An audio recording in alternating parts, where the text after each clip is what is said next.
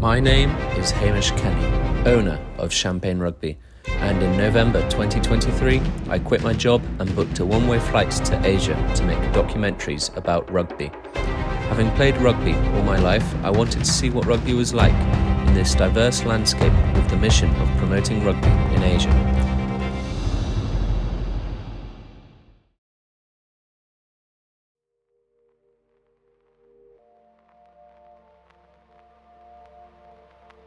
In this episode, we arrive in Manila, unsure of what to expect, but eager to uncover the story of rugby in the Philippines.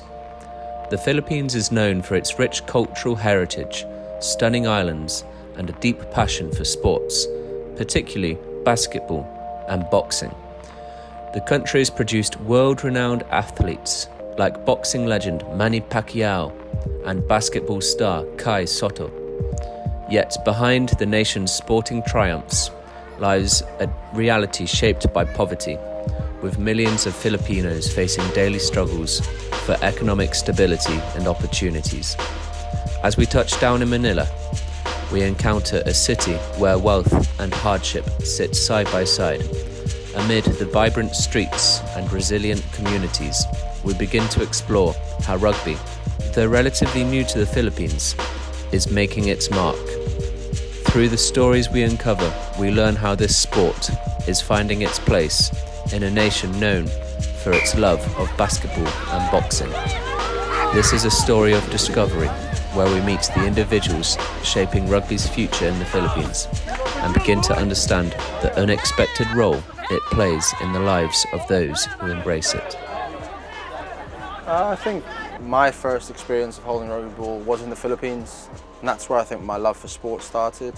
For myself and my brothers, we felt an opportunity to go back to where we were all born, use the sport of rugby and football to try and inspire the young kids there who we knew all along that there's the talent and the skills and the enthusiasm to achieve. It's just to have the opportunity. So we wanted to help in that way, gifted some rugby balls to some local kids, did one workshop with some local rugby clubs, and I hope we inspired them and they left excited. So fingers crossed we can get back there next year and inspire them some more.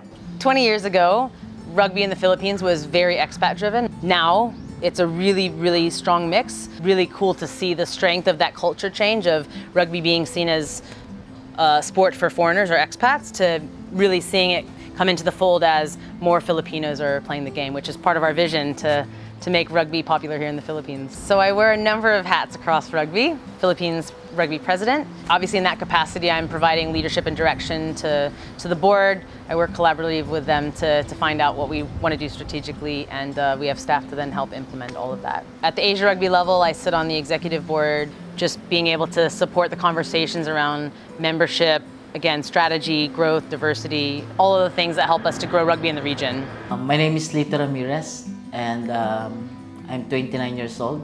I was the first homegrown national teams that played in abroad, pure Filipino, raised and born, grassroots, played in Hong Kong and qualifying Olympics. My name is Junel Madrona and I'm from Clark Jets Rugby Football Club.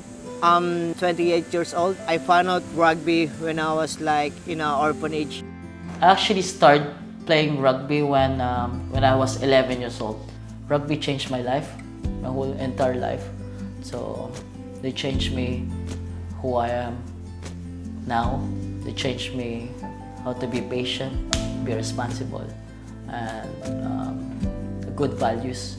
They gave me a lot of good values. I look after Marcus Smith. He's one of my heroes. Give me hope like I can be like him to play with the other big names in other country. Yeah, there's a hope. Rugby changed my life because I've been through country a lot playing overseas. Without rugby, I don't know, I can't even like afford go to other country playing. So and then like being a good person, like discipline, Without rugby, I think I don't know my life until now. It's gonna be like more a lot different. I'm a French guy who came early to Asia, namely in the Philippines, and met the mighty Manila nomads, who were a bunch of old expatriates in Manila, and made history by creating the first social rugby 10s tournament. Philippines rugby in the scope of Asia, we're definitely in a rebuilding phase. So again, we've been to a Rugby World Cup Sevens in 2013. We've been in the top 8 for Asia Rugby Sevens. We've been in the, we were winning the Division 1 for the Asia Rugby 15s in the men's segment, and we were usually coming up runners-up for the women's division as well in the 15s. So I'd say that historically we've had a really high performance. Do you think rugby's growing in Philippines? Yeah, I think it is. I think it is growing. There's a lot of young people who are playing for the Volcanoes now who are very excited, very passionate, very proud to represent the Philippines. It's just sadly the funding and the support that they need to compete regularly in the Asian Games or the Southeast Asian Games. It's very difficult. However, it's an ongoing goal of mine and my brothers to try and help. So we have a lot of successful clubs. Some of them have been around for longer than others. If you look at a team or the club like the Clark Jets, they've done a fantastic job of being able to provide opportunities to vulnerable communities of athletes who want to come and play the game. So they've been great for that. You've got the Eagles team, which has been the #1 feeder team for the national team for the men's and the women's for quite a long time. And then you've got the Mavericks, who are up and coming team, and they're probably the next feeder coming around the corner. They've done a tremendous amount of work developing athletes here in Manila, and again, just trying to bring in some of the best coaches and the best staff, great facilities to afford them the chance to be able to have the shot for the national team, which everyone wants to be on.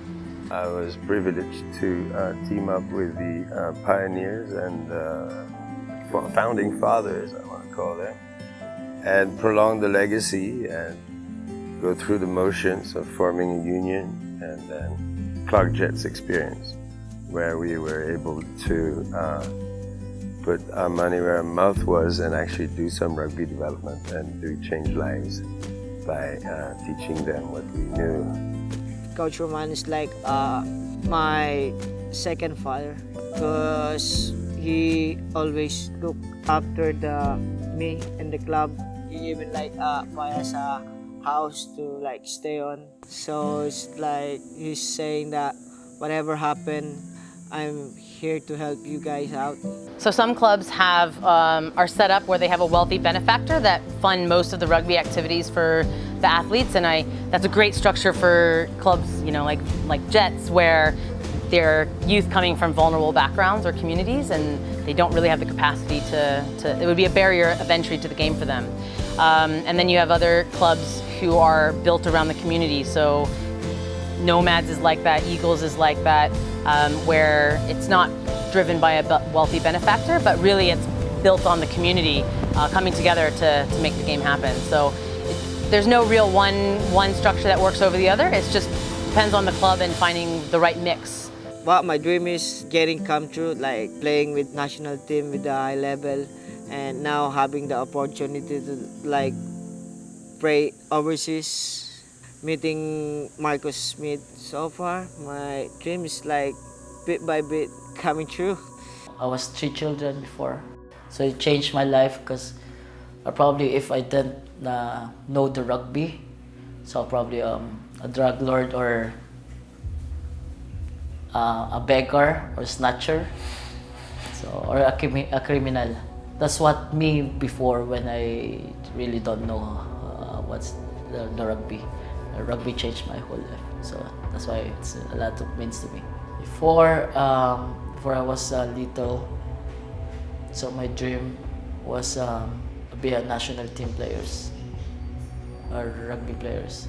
So, but in the street, I don't dream.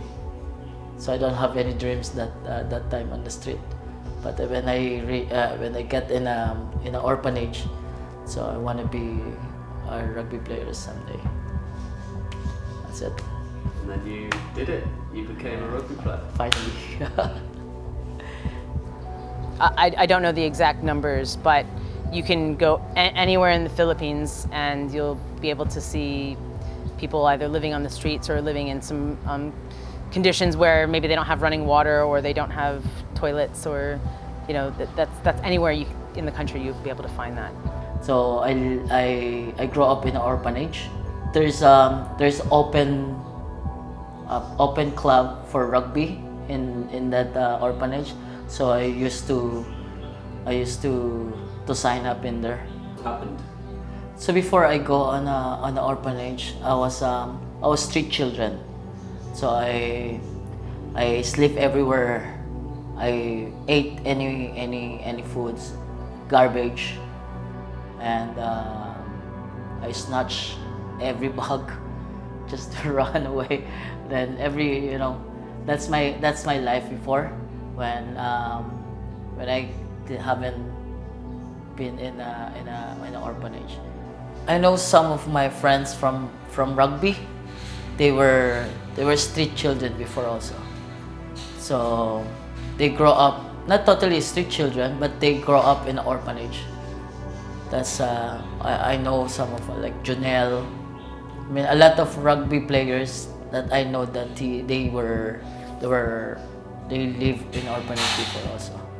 Yeah, I think still have a lot of children or street children living in the street in the Philippines. So I can see, still begging for their food. So I was thinking that's me before when I was when I was young. So I saw a lot of I think a lot of there's still a lot of kids out there on the street. So it's too many complex pieces for me to definitively say all the different reasons why we have challenges, but a lot of Southeast Asian countries are in the same boat. So you're starting to see countries like Singapore and Vietnam who are really able to take advantage of some of the economic benefits of, I think, international or influx of foreign investment. But for most of the countries in Southeast Asia, there's still a lot of economic struggles. It's a lot of difference to have to live in the street, because we really don't know when we're going to get a food, and how we'll get money, how will you survive in a real life. So that's hard. It's actually hard when you're living on the street. Sometimes you were thinking to get to do bad things. Good to see some of child development welfare helps to get the children on the street to put on the orphanage. That's good things for them too. When me and my brother don't have any food that we can eat, so we always go on outside of the McDonald's. They're putting a garbage in there, so I have to try to find the foods in there. So even it's bone already, you know what I mean. We can probably I can probably share it with my brother. So that's the hard things for me to live in the street. I think that sport has a tremendous capacity to influence culture and to influence a country. I mean, we've seen it in South Africa, right? Some very specific things, but sport alone isn't enough to drive the change. It really has to be a collective effort of a lot of different stakeholders, private sector, government, all the sporting bodies. It's really a collective effort. And I've only been here for 12 years, so I can't say that is a long enough time. These sort of systemic changes are really generational in nature, and so we probably need another 10 years to see where we are from 10 years ago to, you have to see a whole generation before you can really assess, have you made an impact as a sport? I don't think there's one answer or there's an easy answer, because if there was, someone would have done it by now. I think it's just about raising awareness. Me, myself, being a proud Filipino, being a proud Englishman, I'd love to do anything I can, whether that's raise awareness, share some talented people that are currently playing for the Philippines, playing with my brother, and celebrating their success, because not too long ago the Philippines won the Southeast Asian Games and my brother was a part of it. So I'm immensely proud of what he's achieved. So I think that's the first thing, trying to get genuine role models playing rugby in the Philippines and reaching out to different communities and inspiring them by throwing a ball around with them. Secondly, it's around seeking donors from big corporate businesses in the Philippines to get behind the sport, and I'd love to help do that as well.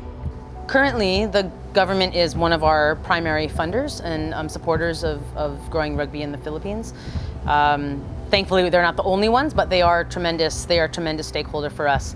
And what I would like to see, and this is part of the model of building capacity, is how can we get more people to do, if everyone does a little bit, no one has to do a lot. And so if we can get everyone to do a little bit of the lifting, you know, talking with their own local government units, talking with their own private sponsors or companies, then we can actually go a lot farther faster than just relying on one source of the union can the union get us government money? Can the union get us one big sponsor? It's really about sharing the load and the responsibility by everyone wanting to see rugby grow. I do think that rugby could be professional in the Philippines, but not for a number of years. I think there are a number of steps that we would need to achieve before that. One is we've got to grow the popularity of the sport in the first place. The second one is we don't have sufficient stadiums to support. So there's a number of things. I would say it wouldn't happen during my capacity as president of the union. That's really probably a generational thing. I mean, again, we're about 150 years behind most of the unions in the world. So we've got a lot of catching up to do. Again, it's just the opportunity and the education piece, which I guess is the first stepping stone. But yeah, I think with hopefully success for the volcanoes in the upcoming years, with increased funding for the national teams, both men and women, I hope there are role models now living in the Philippines for these young kids to aspire to. Rugby in the Philippines is associated with drugs and not with sport.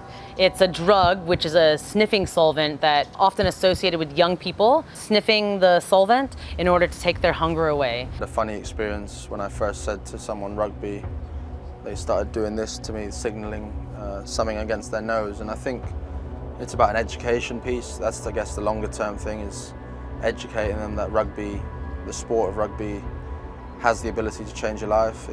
I think it teaches you valuable skills in terms of determination, resilience, teamwork, leadership, which I think everyone from any walk of life can benefit from. So if you come from a poverty background, you can sniff the glue. It's a very cheap substance that you can buy, and it will take away your hunger for a few hours. So that's why it's associated as a drug here in the Philippines. I believe they've actually removed that particular compound, that chemical compound that makes it that you can get high from. But the damage on the word has already been done. For years, when I would go into any school and I would say, "Hey, does anyone want to get into rugby with me?" And you know, everyone would do this thing with their hand where they put this. It's the motion of putting the glue up to your nose to sniff it. And you know, for me, it was a real wake-up call that's I consider it a challenge, but I also consider it as a challenge accepted, because for me, if I can, maybe not in my time, it might take a bit longer, but if I can create the system, or I can create the program that can begin this change, where you can walk down the street, talk to anybody from any background and say, "Do you know what rugby is?" And they'll say, "Yeah, it's that sport, right?" Instead of this, then I'll know that that rugby has become popular in the Philippines. As long as I remember when I used rugby before, the drug, so I'll become high. So I never be hungry. If I'm doing high, it's like I can do anything. Yeah, that's the things of being high. You can do anything that, especially if it is bad already. So that's not good. How old were you when you first took it? I was probably 5 years old that time. I just learned on the street where the children are doing. So give me one, try this one. was like, I got high. I forget everything. I forget to eat lunch. You know, I feel full already. No need to eat a lot. I saw some of children still using it, so that's not good. Obviously, the challenges of rugby, like any drug, is that if you're consuming a substance that takes away your desire to eat, because you don't have money to eat anyway, you're not getting the right nutrition in your body to grow and develop properly. So if we're recruiting athletes that come from that background, it would be quite difficult for them to be able to develop and grow. So we've got some fantastic success stories of people who've been able to overcome that, like the Lito Ramirez's and a couple others in the rugby community who have had that experience and then have gone on to play for the national teams, which I think is a fantastic story. For sure, that would be an exceptional story. It would be quite difficult for, you know, we're talking about creating more opportunities for players to make the volcanoes, and it's quite difficult if you're coming from a background where you're not giving your body the right nutrition, competing with somebody who's been putting the right nutrition in their body, getting the right training since the same age, right? So it does become a challenge when you're looking at developing the game. Again, I think that while it has a specific challenge with the terminology rugby, it does give us a unique ability to address the challenge by being able to change the narrative. So I haven't met my mom for a long time, for 21 years. That's why it's so hard. That's why it's so hard that we don't grow up with my mom and my dad. My father, when every time he was drunk, he wanna hit my mom. So until he just tried to kill my mom, and then suddenly my mom tell my auntie that they want to go separately to my father. And then yeah, that's the time we separate. So in the Philippines, the term orphanage is also maybe a bit of a misnomer. I know in the international community, the word orphanage could often be a reference to somebody who is parentless or guardianless. They don't have family around to support them. But in the Philippines, because we have such a large percentage of families that live in poverty for a multitude of reasons, there are orphanages or foundations who then take in these youth where the parents say, sorry, we can't actually afford to feed them anymore. Can you bring them in and support them? So we have a number of athletes who come through our rugby programs who are beneficiaries of those sorts of foundations that take them in and educate them, feed them, and teach them a bit of rugby. So in Lito's scenario, actually there are still orphanages who take in children who are parentless. In the specific one that Lito went to, Tuloy, it really is for families from the poorest of the poorest disadvantaged backgrounds. So in that particular instance, I mean, the education was actually so good that there were people who offered to pay to have their children go to that school, and the institution, Father Rocky, who runs the organization, that was not part of his vision. And he said, no, this is not about that. This is really about providing opportunities for the most impoverished community background people. My brother too, he don't know what's the real face of our mom. But because in the orphanage, we do home visiting. So sometimes we just visit our aunties that mom's side. Okay, we just visit them, and then they give us a photo. And then my mom looks like my brother, my older brother. So so that's why I know that that's our mom. So.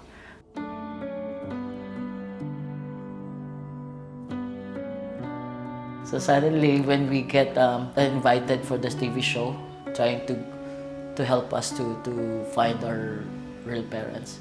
So in the TV show, we talk about this one also. We talk about the life, and then we're still looking for our parents.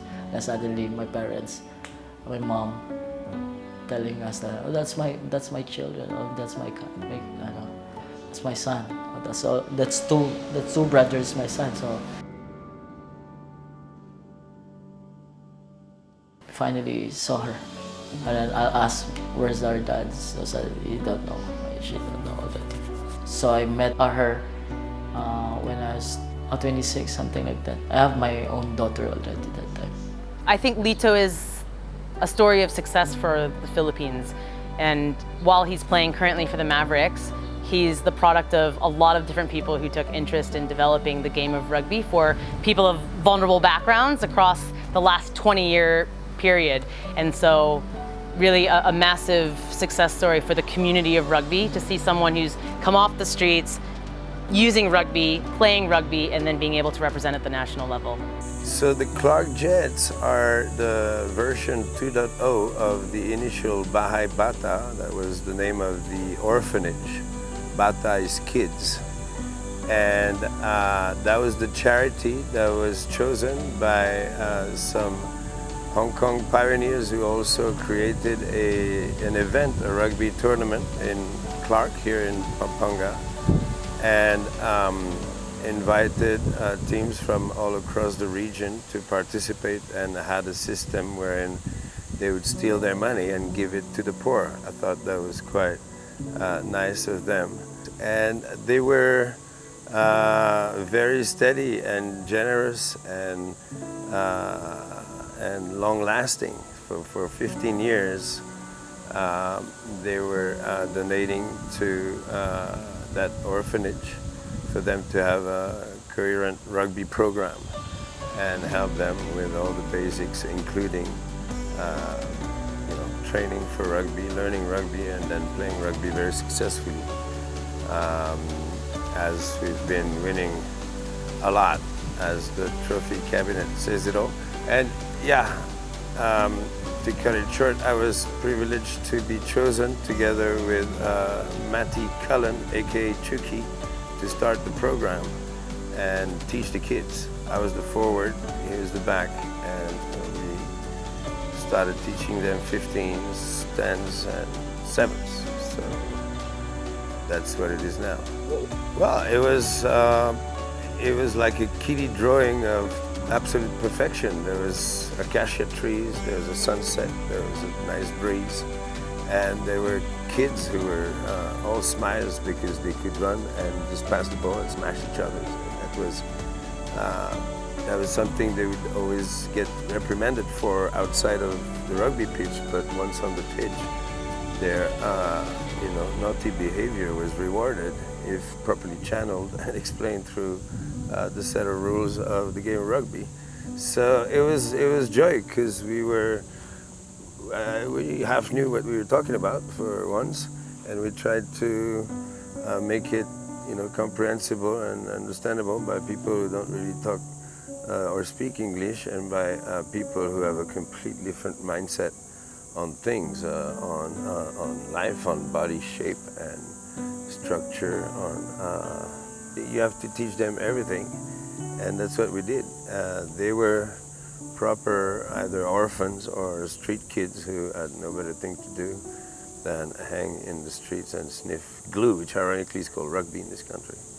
So we took the rugby boys and taught them the real rugby. Would you like to pass your shirt down to? So there's this player in Philippines that my brother showed me a few years ago, and the clips were so exciting. Is he the goose stepper? Yeah, have you seen it? Yeah, mate, I think I've sent it. No, mate, he's mental. Shots. Yeah, no, I'd love him to watch the game, and I'd love to be able to give him a shirt, because I think he's got a bright future ahead of him. Hey Marcus, Hamish from Champagne Rugby. I've come to the Philippines and I found Joe now. Hi kapatid, let's make it happen. Cheers! Like my first reaction, like I can't even say a word. Like, what? Really? Like I can't believe this. Is this true? Is this happening? Because there's times that UK Maharlikans want me to bring me over to UK to play some of the games with them. Yeah, and then like Marcus Smith saying that, oh, if you come over, like you can like crash on my place. I can like look after you. Yeah, so like, oh wow, this can be true. Yeah. So I'm like so really excited. My dream for Philippines rugby, it really is about being able to walk down the street say, do you know what rugby is? And they know that it's a sport and not a drug. To me, it is, that simple statement is indicative of all of the things around it. It means that the ecosystem of rugby is there. It means the pathways are there, support is there, domestic competitions are there. It's being seen on TV. It means that we have proper stadiums in place. It's one statement that rolls up so many things. And again, I don't think that'll happen during my specific tenure, but it would be great to see that in the next generation, 20 years from now, being able to walk down the road and it's a bygone comment that rugby is a drug. Belief systems is a tough one to tackle, because I think if you were to ask or interview every single person in Philippines rugby, or every single person on the World Rugby Council, or every person that's representing their union, every single one of them would have a belief that they are trying to do their best to make the game a better place. And the challenges that we end up having is when everyone is committed to that belief and not willing to find how my context is different from your context is different from their context, and recognizing that there isn't a one solution that fits all contexts.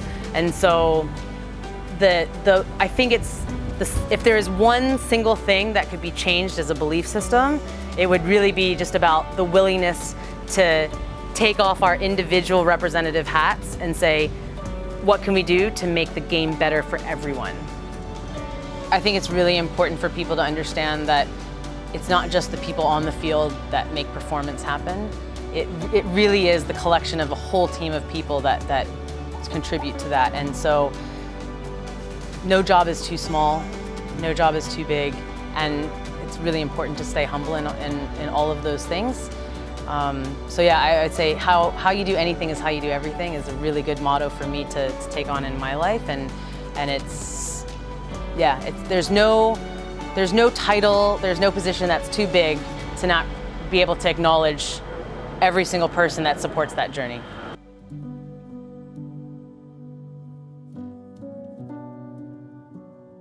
Actually, a lot of them asking me that too, that questions if I have still, you know, if I'm still angry with my parents. For me, no, I don't need to get mad on them, because I'm good. I was placed on a good conditions, you know, good situations. So I don't put any angry with my parents. So even they leave us. When I met my mother, it was awkward because I didn't grow up with her, so I don't feel any regret also. So it's like she was so miss on us, and she was crying every time. So I was like, oh, wait. Okay, just calm down. We're here now. I mean, no need to cry a lot. I mean, let's talk about the life and what happened that time. I actually forget what she did to us before. So I forget that, forgive her with that things. But hopefully, for all moms, that they can provide their children. So hopefully they never, step out the responsibility for being a mother. For those who lives on the street before until now, probably my wisdom is just try until you get your dreams. So you live your dreams. So that's it for the peoples for the children that lives in the street at the moment. So my wisdom is for just to live their dreams. My dreams comes true. Legacy is not inherited, it's transmitted. So it's a matter of hiring transmitters, right? So you could just selfishly think about just your kids, but if you have other transmitters of a nice legacy, which is not necessarily your own, but just the good side of rugby legacy, the one that feeds the players, has no politics, and just like to play on the beach. Yeah, you want to transmit that because it's universal and eternal. It should always exist. And it's different from the World Cup and the Six Nations. But it's rugby, so it's good.